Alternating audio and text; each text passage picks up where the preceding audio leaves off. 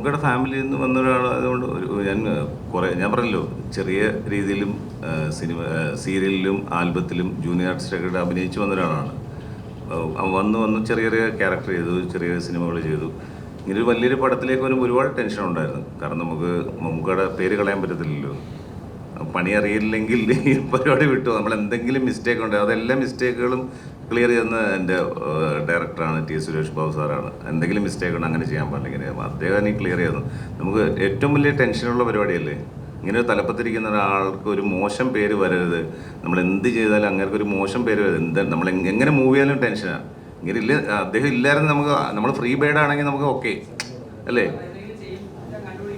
ഒരുപാട് പേരുണ്ട്. നമ്മളിങ്ങനെ നടന്ന കുറ്റം, അങ്ങനെ നടന്ന കുറ്റം, ഇങ്ങനെ നടന്ന കുറ്റം എല്ലാം പ്രശ്നമാണ്.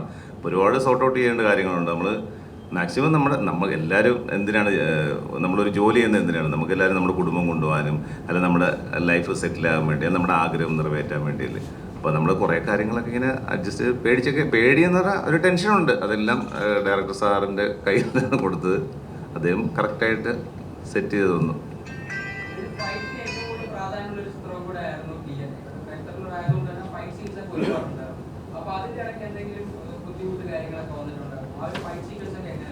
ഫൈറ്റ് സീക്വൻസ് നല്ലതായിരുന്നു. ഒരുപാട് പരിപാടികളുണ്ടായിരുന്നു ഇതിനകത്ത്. 5 ഫൈറ്റില്ലേ സാറേ? 6 ഫൈറ്റ് ഉണ്ട് ഞങ്ങൾക്ക്.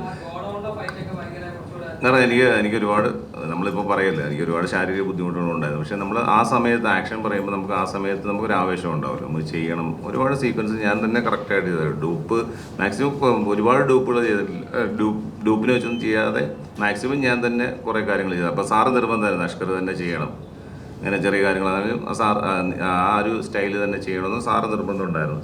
അതുകൊണ്ട് ഞാൻ മാക്സിമം എന്നെ കൊണ്ടാകാവുന്ന എല്ലാം ഞാൻ ചെയ്തിട്ടുണ്ട്. കാരണം നമ്മൾ കിട്ടിയൊരു അവസരമല്ലേ, ഒരു അവസരം കിട്ടുമ്പോൾ നമ്മളത് എങ്ങനെയാണേലും നമ്മളത് യൂസ് ചെയ്യാന്നുള്ളതല്ലേ. നമ്മുടെ ആഗ്രഹമായിരുന്നു സിനിമ വരണം, അപ്പം അത് ഇന്നത് വേണ്ട എന്നുള്ളതല്ലല്ലോ. നമ്മൾ മാക്സിമം യൂസ് ചെയ്യണം. അപ്പോൾ ചില കാര്യങ്ങൾ പറയാം, അഷ്കർ നീ റിസ്ക് എടുക്കേണ്ട, മോനെ റിസ്ക് എടുക്കേണ്ടെന്ന് പറയും. ഞാൻ കുഴപ്പമില്ല ഏട്ടാ, നോക്കാം എത്രത്തോളം വരുമെന്ന് നമുക്ക് നോക്കാം. കുറേ കാര്യം എല്ലാം മാക്സിമം എന്നെ കൊണ്ടാകാവുന്ന എല്ലാം മാക്സിമം ഞാൻ പടത്തിൽ ചെയ്തിട്ടുണ്ട്.